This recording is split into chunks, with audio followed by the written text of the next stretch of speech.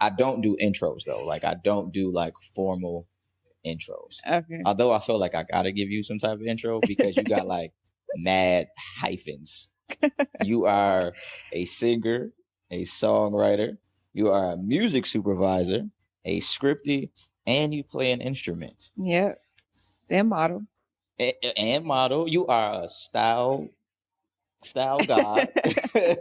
You know? I'm an artist. You are an artist in every sense of the way. You are Honesty B. Yes. Thank you for joining me. Thank you for having me. Oh, not a problem. Not a problem. Before we even get into this, plug your Instagram. And I need you to plug your Instagram for the people who are listening to this. You know, sometimes it's kind of hard to put a face to a voice. True. You know what I'm saying? So plug your Instagram so they can see what you look like. So if you want to see what I look like, my Instagram is Honesty Speaks. Honesty Speaks. Honesty Speaks. HONESTY SPEAKS. Word. Okay, word. So you got mad hyphens. What comes first? Multi-hyphenated. What comes first? Yes. I mean, which one do you pour into the most? Is it the singer aspect? Is it the songwriter? Is it which one? It really just depends on the mood, to be honest. I started off as just the singer. Like I've always wanted to sing. I love singing. And then as I got older, it's just I discovered different talents that I had. So I just tapped into those other talents. Now you I mentioned that you play an instrument. Which instrument do you play? I play trumpet and French horn. And you a little bit of guitar. A little bit of guitar? Yeah. Okay. Now you played in a band in high school and in college, correct? Middle school, high school. Ooh. Okay. College. So how was that experience? Long. I mean, I started playing trumpet in 6th grade. And then I started playing French horn in 7th grade. And in middle school, I marched with the high school band, which was Clarkston over there in DeKalb County. Okay. Shout out to Clarkston. And then I went to 2 different high schools. I went to North Springs in Roswell or Sandy Springs. And then I went to Miller Grove, and that's where I graduated from. Okay. And I was in band for both schools, marching French horn, because once a band director finds out you know how to play French horn, they're going to put you on French horn. It's one of the most difficult instruments you can play because the, what's the word I'm looking for? The intervals are so close together. Okay. Partials, yeah. Okay. I have no idea what that means. Right. But the notes, like when you, it's hard to explain, but the notes, shooting for the notes with the mouthpiece, and it's only 4 valves on the French horn. So like you can overshoot a note if you don't already know what it sounds like, because the partials are so close together. Okay. Like if you're trying to hit a B flat, you might undershoot it and hit a A. So is there a lot of anticipation playing the French horn? Like, or is it one of those things where it's like really more finesse than anything? I would say finesse. I mean, you just have to have a good ear to play the French horn. You got to know what note you're going for, because if you don't, then you're going to miss it. You go miss it. And that's that on that. And then it gets out of tune a lot. So you really got to be in tune. If you're not in tune, then it's going to sound like trash. Yeah. Now, you also went to FAMU? Yes. Right? Graduated from FAMU. You were a rattler. Did you play French horn in the band there? I marched trumpet. And I played French horn and went ensemble and symphonic band. And then I sung in a jazz band. Okay. Yeah. Now, how was your experience at FAMU? So funny, because I was just talking about this not too long ago. My experience at FAMU was definitely interesting, to say the least. Definitely not an easy thing to go through. Like just being in college, out of state. tuition, financial aid. Everybody know if you go to HBCU, that financial aid. That was the biggest rude awakening for me when I went to Clark. I'm thinking I'm going to a black college. They're going to do whatever they got to do to make sure we get enrolled. You would think. Fam, they will drop you.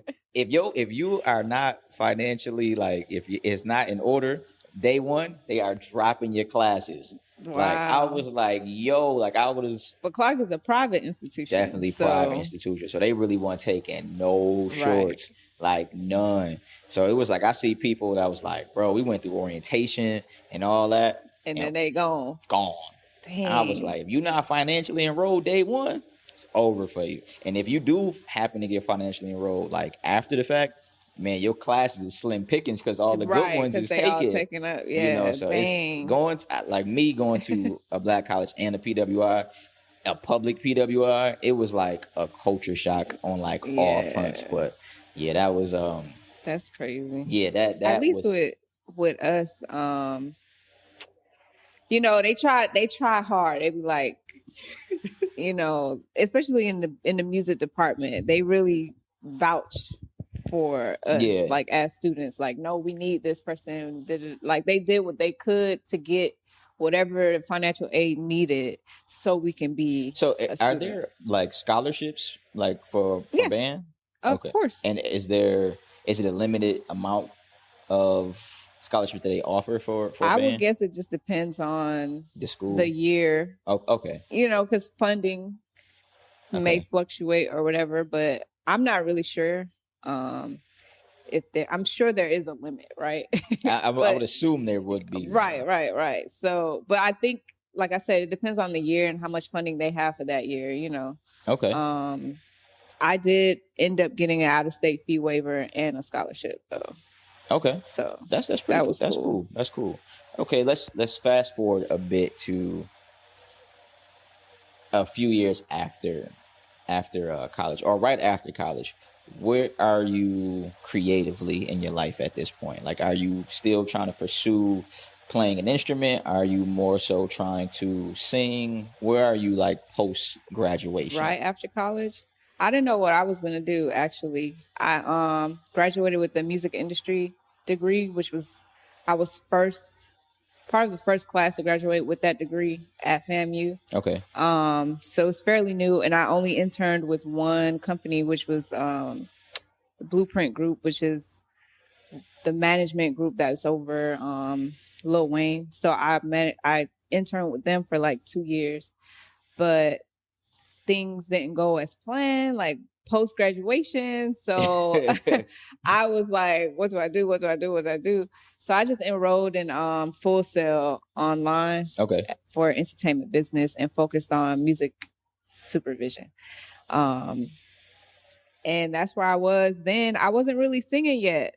Okay. I wasn't pursuing, although I did in undergrad, I did get cursed out by one of my professors because they were like, I don't think Honesty should be doing any of the stuff that she... Can I curse? Yes. Oh, okay. Yeah, please fucking curse. Okay. Please. All right. So she pretty much like...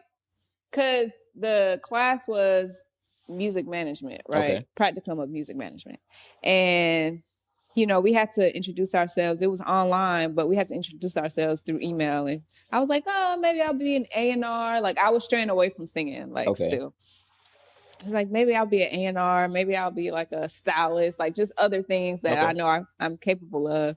And she didn't believe it through the email. So when she came in person, my classmates was like, oh no, she could sing, Miss Packer, she could sing. So I got put on the spot and Play, I can never remember his name. Play from Kid and Play. Oh, it's like Christopher something. Yeah. They're both Christophers. He was a professor at FAMU. Teaching hip hop something. But he was in there recording and she was like, okay, well, sing something. I sung. I heard Love is Blind by Amy Winehouse, and she told him to cut the camera off when I was done, and she cursed me flat out and was like, why the fuck you ain't singing? Like, where do you think that apprehension was? Like, you said you were kind of not pursuing that avenue. Like, middle school, I did a talent show and I cracked. And after that, I was like, I ain't doing this no more. I just felt so embarrassed. But also, like, I knew my voice wasn't like other people's that people liked. You know, like, usually in the Black community, we go for people that sing in church, that do all the runs and belting. Yeah, and I'm like, I can't do that. Right. You know, that's not my style of voice. Like, when I try to sing like that, I feel like I'm straining. And then you got like your Beyonce's, like the pop culture style of singing, and I'm like, that's not me either. So I was just like, I guess my style of voice is not as popular until I discovered jazz band. Gotcha. I was still like listening to Jill Scott, Erykah Badu, Sade, like those are more so my vocal. That's the range that you find yourself in. Yeah. So when I discovered jazz and started singing in jazz band, then it kind of opened me up to like, okay, I could do this. You know what I'm saying? Yeah. So that's what it was. But it was really her cursing me out that changed my mind. Okay, so after you get cursed out by this lady, and I'm glad she cursed you out because you have gone on to sing some pretty dope songs. So what was the next step for you? Like, all right, cool. Now that the world knows I can sing, where's Honesty now? Kawachi Clemens, who was over that degree program, music industry, he hit me up like over Christmas break, was like, so me and Nina was talking, and you and a few of my other colleagues, Brandon, Isaac, Casey, it was like, y'all need to figure out how to make an album. Okay. So I was like, all right, I guess so. And then we kind of got to work when we got back to school, but I didn't put it out till my 30th birthday, which was 2019, April 11, 2019. What's the gap between when you got to make this album to when you put it out? For me, so that was like my last year at FAM. So when we started working on it, and then just like, we're our worst critics. Like, you know what I'm saying? Oh, so man, are we? I did not like I re-recorded, and then it had to get mixed down and mastered and stuff like that. And then it was just like, is this what I want? This is what I'm going for? And then I just got tired of getting cursed out. I'm getting cursed out again now, but I'm just getting tired. So I was just like, all right, I'm gonna put it out how it is. And y'all just gonna have to, like, I cringe when I listen to it, but I think to some degree, all artists go through that, no matter what area of artistry that you are in. Right. It's like people around you like, yo, this is this is that, and you like, nah, I could tweak this, I can make this a little bit better. And then there's also that devil on your shoulder, like, yo, this probably ain't even good. Right. You know what I'm saying? So you going through the gauntlet of emotions, like, and I feel like it's kind of freeing when you finally get it out. Right. And like, because at the end of the day, the world is going to do with your artistry whatever the hell they want. So I feel like we just got to get out of our own head a little sometime. Got to get out our own way. Man, because I know I got so much stuff that's just like, that's collecting dust, whether it be like videos, whether it be scripts or anything, because I'll be like, nah, I can't just, I don't want the people I'm asking to check this out to judge me negatively. True. Especially once they start thinking highly of you. It's like, damn, okay, they thought this last one was good. So now I'm judging this one based on the last one. All right. Oh man, that's crazy. Yeah. So you put it out, you put it on your 30th birthday, you said? Yeah. Okay. I gotta give full disclosure before we go any further. This was 2016. We reconnected after years because, for those of you who don't know, I used to live in Atlanta when I was younger. I moved back home. And we've been friends since the 4th grade. Yeah. Since we was in Miss Shaheed class at Point South Elementary. Point South. So I come out here. I'm here for a few months. We reconnect. And you are having a video release party, if you will, at, I want to say, I don't know if he was your manager at the time. Oh, Ted. Yeah, but I mean, that's who I was interning with. It was at his house, lovely house. And so he was like, yo, I'm having a video release party. Come through. So I'm like, all right, cool. I pull up. and immediately I park and have the craziest anxiety attack. Like, what? I'm in the car. Like, now what I tell people who don't really get it for like having anxiety attack, to me, it's like drowning on land. Like, you can't breathe. Like, everything is going. It's like you feel real tight. So I'm in this car freaking out. So I'm calling my mom like, yo, I don't know what's going on. I can't see, man. I want to go in there and support my homie. It's people going in here. Like, I felt like I was early. And then I was in the car so long, I just see people just going in. Wow. But I finally mustered up enough calm to go in and enjoy the party. But yeah, I just felt like I needed to tip. I did not know that. Man, I was in that car at least for an hour and a half. Wow. I was in the car like going through it. I'm like, man, she probably think I ain't coming. I was like, bro, like I was in that car losing it, man, like fucking losing it. But well, did you enjoy? I did. Okay. I did. I enjoyed it. And then I re-met your mom. Your mom was really nice. It was a dope event. You know, you had the party favors. I was like, oh, okay. I stayed up all night making them things. Okay. Yeah, man. I still got mine. The little thing in the cool. mason jar thing. Yeah, that joint was dope. I'm like, damn. I'm like, okay. I'm like, bro, house is nice. I'm like, yo, this is pretty laid out. Yeah. And this is obviously before your 30th birthday party. Right. So even in that time, it still took a few years for you to finally put that project out. So now that it's out, how do you feel about it? It's out. Like I don't worry about it. Okay. It's one of those things, like you said, it's freeing. So I'm thinking about the next thing, the next songs, the next project, the next videos. Like that's already out. That's done. I'm not even doing that style of genre anymore. Okay. At any point when you put something out, do you immediately listen to it? Like just by yourself, like listen to it? When after I put it out? Yeah. No, or you just let or you just let it go. Yeah, I let it go. I've already listened. I can't let it go. I've listened to it millions of times before I put it out. I can let it go after I listen to it. Like after every podcast, right? So I release these podcasts on Monday morning. So on my ride to work, I listen to the podcast. Like as an audience member to kind of just like and then after that point, then I let it go. I don't know why it's like that. Like I watch it, like if I shoot a short film, I've obviously seen it a million times. And then as soon as I release it, I watch it one more time. And then I just kind of just let it go. Let it be. Let people do what it so you get the project out, and which is what, 2 years ago at this point now? Yeah. So we kind of touched on this earlier, but I felt that there was a rebrand for Honesty B. Yeah. And I felt like the rebrand came with the cutting of the locks. Honesty is the reason I even have locks. Really? I was asking her about twists and all that. She was giving me these pointers. She twists her own hair. I start my lock journey. She cut her locks off. I cut them off. That's neither here nor there.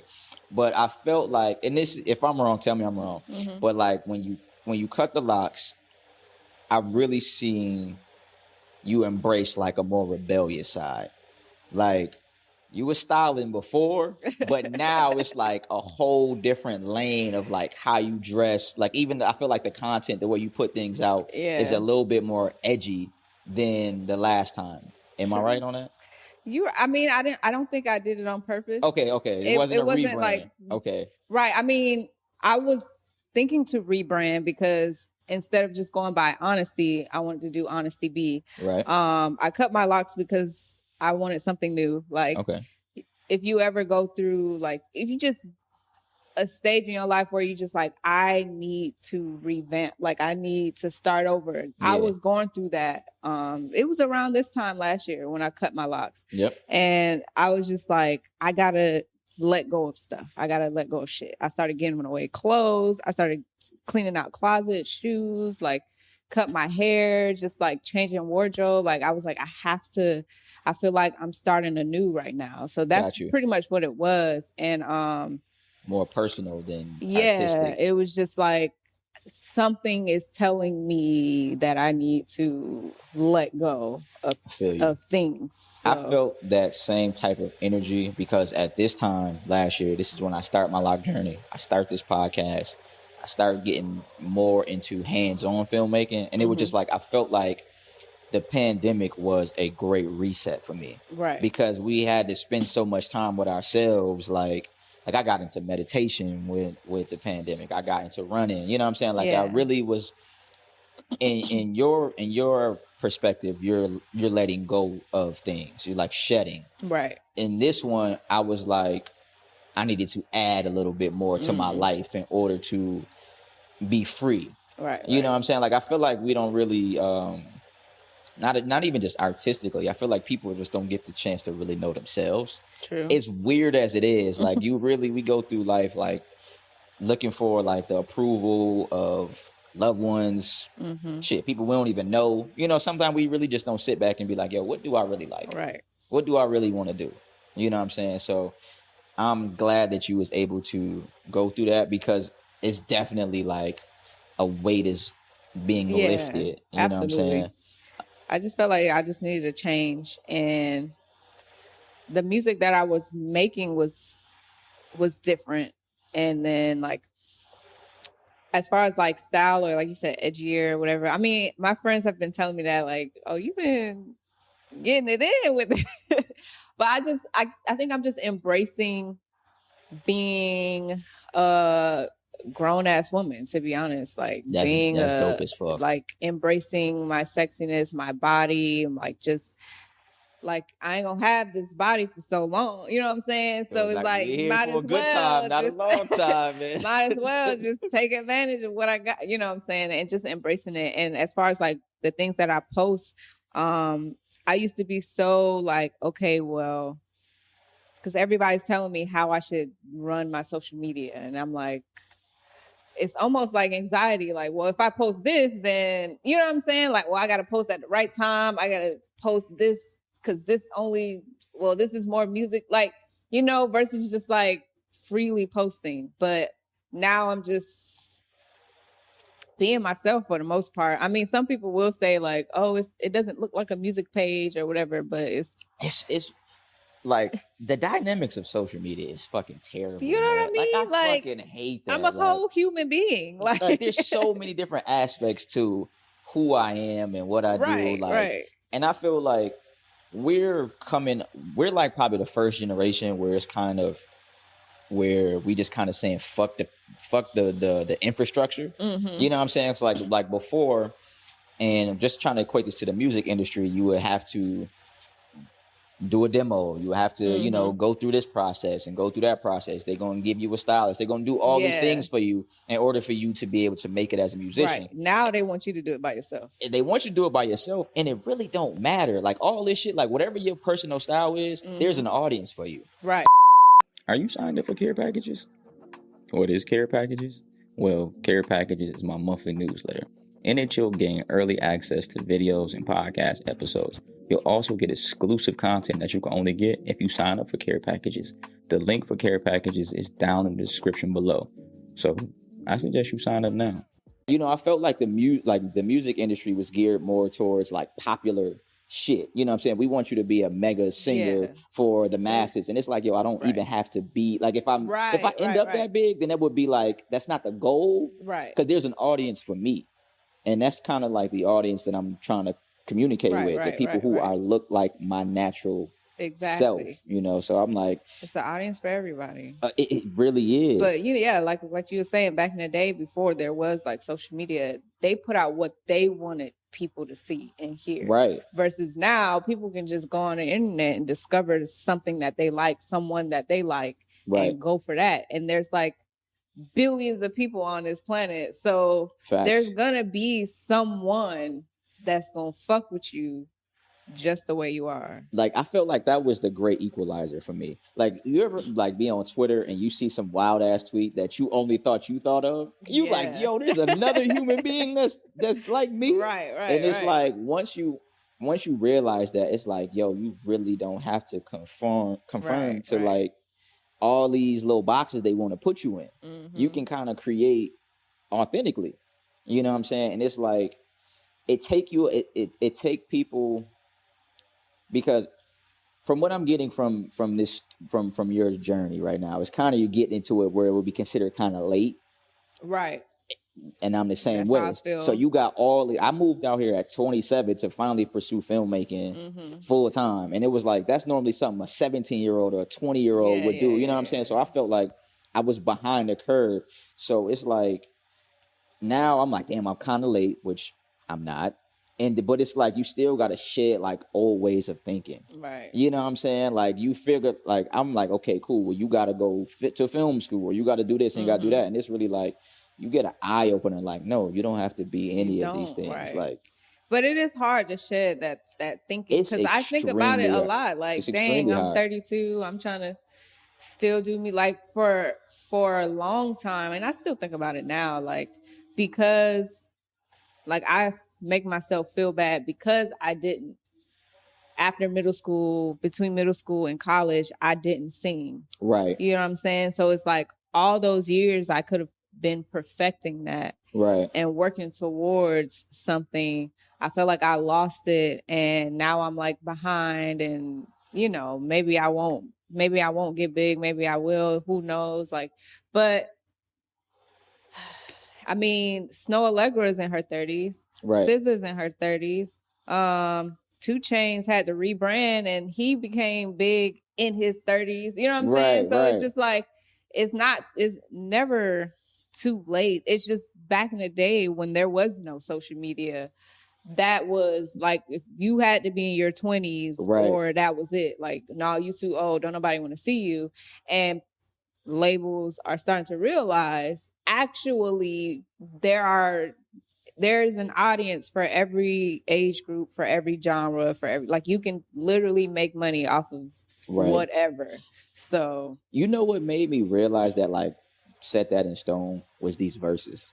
Like, you got all these people, these acts that we enjoy, and it was like, like you said, there was a point where they put you out in your 20s, and you kind of like I feel like R&B and hip hop, there was no way for you like to age gracefully. Once you became old, they moved to younger things, and just fully neglecting that these older artists have older fans. Exactly. So this, like, to see the people in verses and the artists in verses, it's like, no, there's still a whole. We're still here.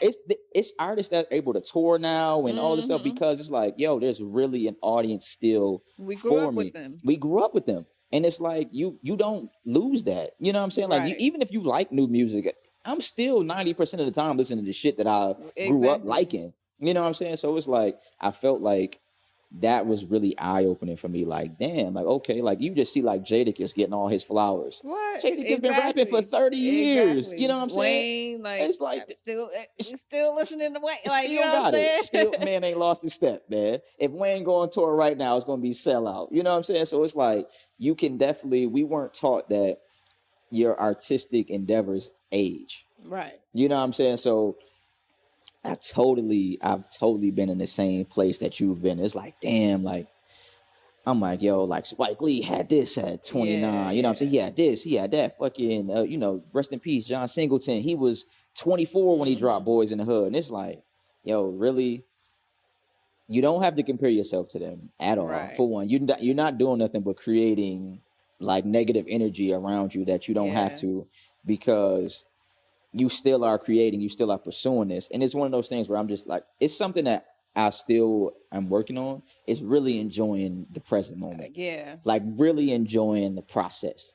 You know what I'm saying? Enjoying the writing of the scripts, enjoying being on set. Like, I'm genuinely happy doing those things. You know what I'm saying? So it's like, it's still a work in progress. Right. Because we got 25 years of programming where it was like, things are like this, you know?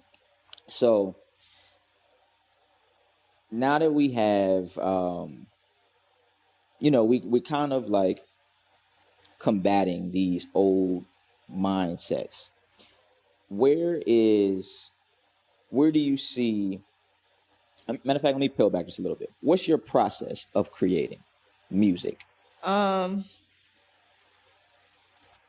me, sometimes it just comes to me, like, okay. If I'm not inspired and I'm trying to, something that I'm working on, just making myself create, like making myself write, even if I'm not in the feeling or mood or not inspired, like, that's something I got to work on, because you know, a lot of people write like this. Right. And I'm not that creative. I'm not that type of creative. Right. I'm not saying I'm not creative. I'm not that type of creative. Where it's just, oh, I can write something. You move with the muse. I'm right. So if it like I said, sometimes it comes to me. Sometimes I have a song in my dreams. Mm-hmm. So like if I wake up, I'll try to write it out or, you know, make a voice memo. Okay. Sometimes I'm in the shower.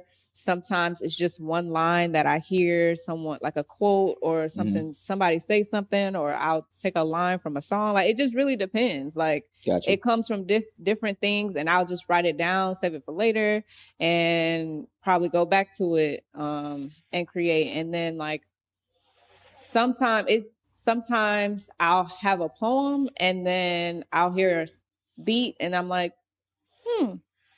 this reminds me of this type of topic.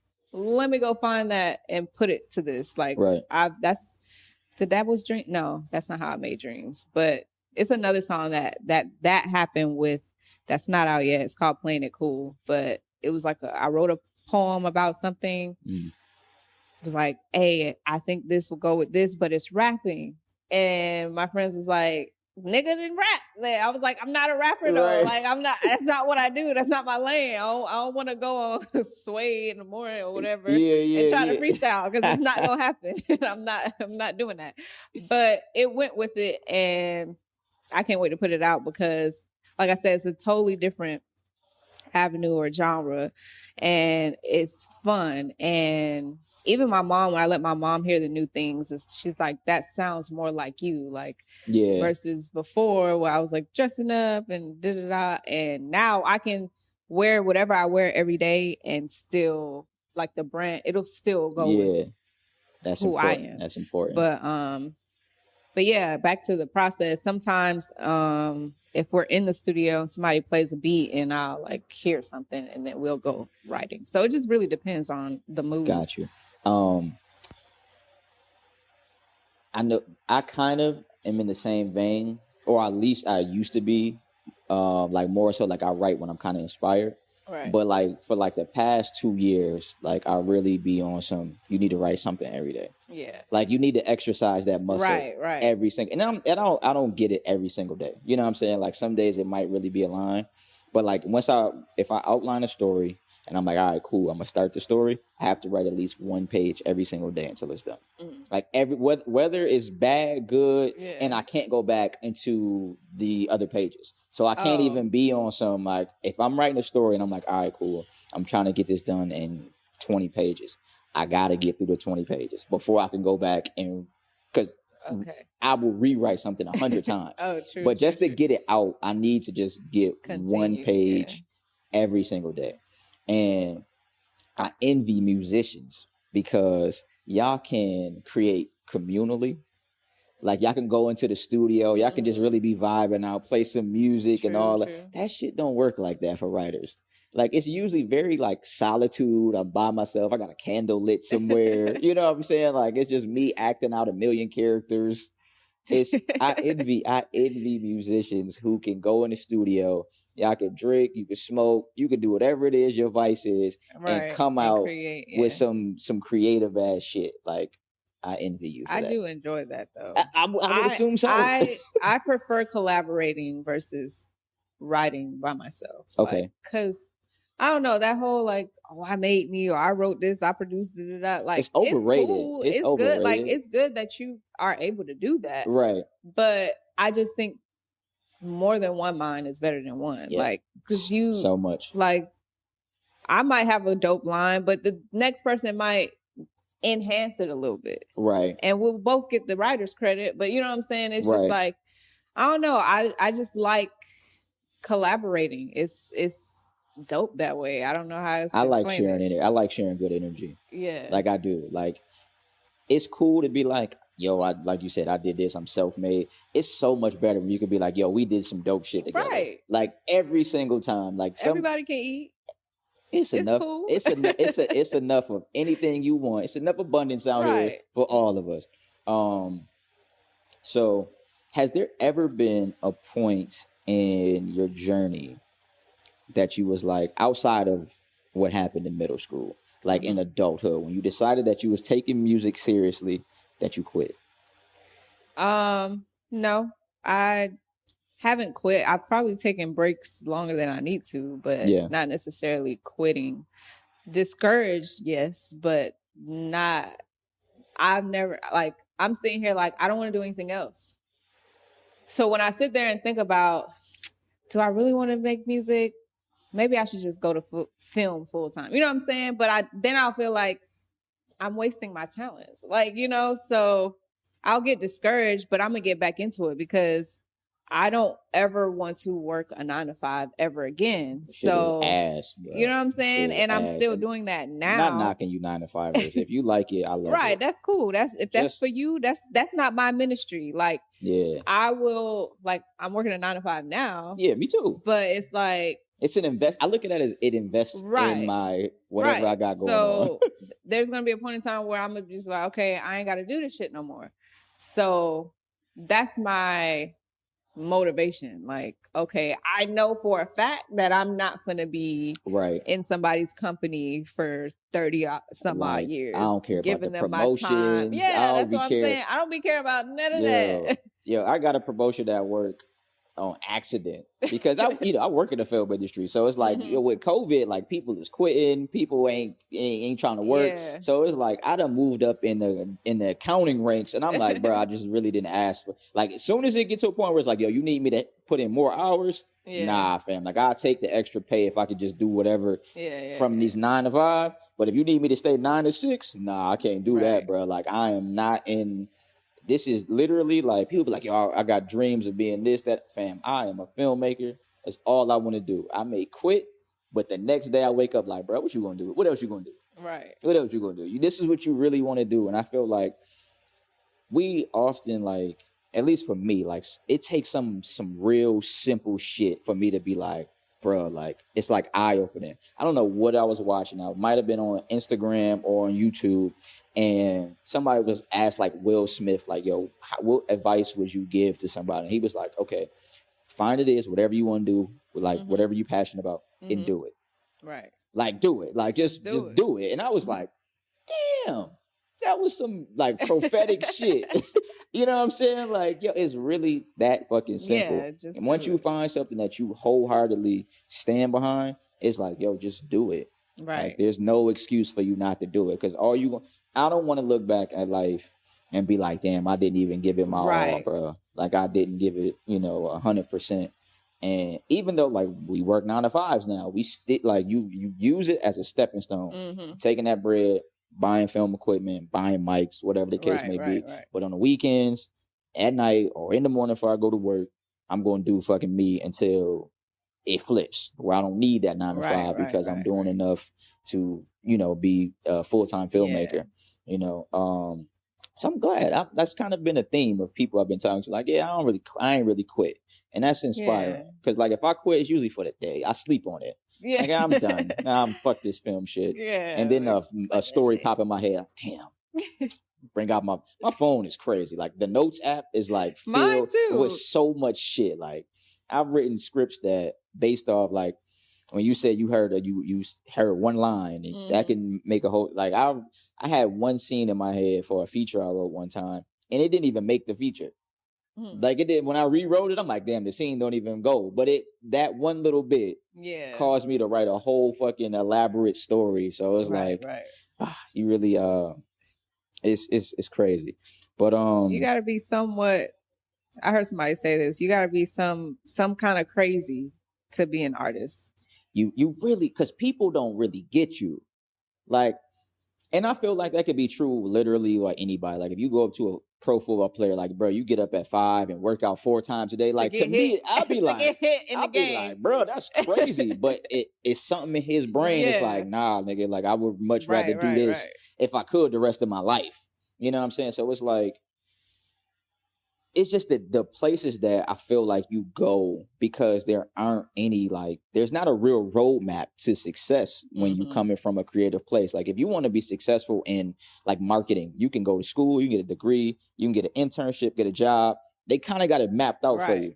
You know what I'm saying? As much of shit that we went to school for, you went to the school for music industry. I went to media production. I'm like, none of that ever really was like, it didn't apply to me at all in filmmaking. Like it may did at like a little bit, but it's like for the most part, I can't go up to Netflix and be like, yo, I graduated with a film degree. What's up? Right. They're gonna be like, so like there's people in here. I don't have a film degree. Like, what do I need you with a film degree for? So it's really crazy that, you know, there's no, you have to be accepting of being kind of an outsider. You know what I'm saying? Like, especially with us doing this kind of late, you kind of got your ego in a certain spot. You know, you used to having things one way or this way, or being in a level of comfort that it's like you trying to convince your friends at 27, 28, like, yo, I'm gonna do this and do that, opposed to going to work. Yeah. And they may support you, but it's like, I mean, my friends, my circle is pretty supportive though. That's what's we're all creatives in lucky some you. Way. Yeah. but and that goes into like being in the band all your life. You know what I'm saying? Right, so most all of my friends come from that. Okay. And not all of them, but like I said, most of them. Like I have directors, screenwriters, stylists, musicians, just like different creatives. So we're all like encouraging each other to go after what we want. That's because what's up. The tribe is important. Yeah, because like it's like, why would you want to do anything else? You know what I'm saying? Like, and we all know our gifts and we all know each other's gifts. So it's just like, why aren't you like, you know what I'm saying? Yeah. Like you're wasting, like, don't do that. That's so important. Like, so that's so important. Like when you get people that could really back you, it's like, it don't even got to be that many. It could be one, it could be two. As long as there's somebody out there that believe in you, it'll give you some hope to keep it moving. Because as an artist, cursed out. But that's a form of love. Right. That's definitely a form of love. I just got cursed out like a couple days ago. That's your motivation triggers. Like, all right, once somebody cuts you out, all right, now I've been getting cursed out too long. Like, just put fucking music out. What are you waiting for? I'm like, well, it's not mixed down. It's not. Fuck that shit. Get it mixed and put the shit out. You're bullshitting. You bullshitting. Like I'm like, all right, y'all. All right. I guess y'all believe in me that much. I guess I am bullshitting. Man, it's a blessing though to have that support group. Before we get out of here though, who is on your Mount Rushmore of singers? You only get 4, and you can't include yourself. Singers. Yes.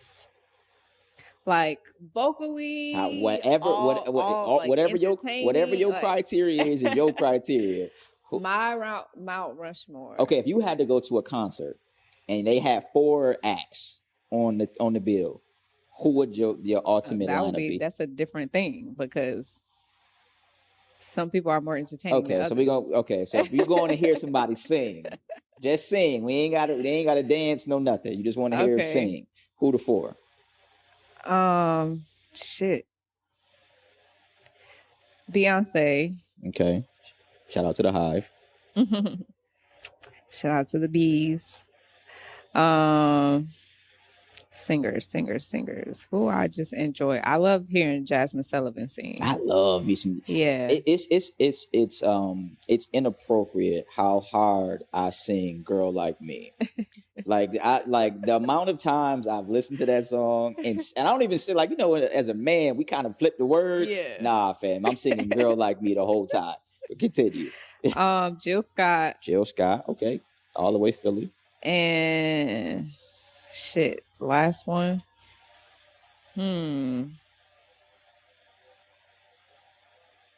Erykah Badu, man. Erykah Badu got something, man. She out here putting it on the men's out there. They go crazy. Yeah, I mean, that's what the people say about me. So. Hey, she out here putting the voodoo. I don't have any of that, but that's what the people say. They like, you got that Baduism, whatever it is. I'm like, I don't know what you're talking about because I'm just you're out glowing. here existing. You're glowing. It's a good thing. You're glowing in a good way. Thanks. But plug yourself completely now, not just your Instagram. Where can these people listen to your music and find you to be able to get in touch with your music? Okay. Well, you know, again, my name is Honesty B, and that B stands for brands. I'm just playing. But My music is on all music streaming platforms. Okay. The EP that is out is called Honesty Speaks. And then I have another single that I put out on Valentine's Day in This year? Was it this year? That was last year? 2020. Yeah, last year. That was 2020. Valentine's Day 2020. I put out Dreams by Honesty. And it's, like I said, it's on all streaming platforms. Apple Music, Spotify, Pandora, Tidal, Amazon Music. Like, it's on every platform. And like I said before, you can follow me Instagram and Twitter. Honesty Speaks, same thing. YouTube is Honesty Speaks Music. I'll put the links of all of that shit in the description of this podcast or this video. Honesty B, thank you for giving us a little bit of your time. Thanks for having me. Not a problem. And until we do this again in about 2 weeks, man, I'm gonna holla at y'all. Peace.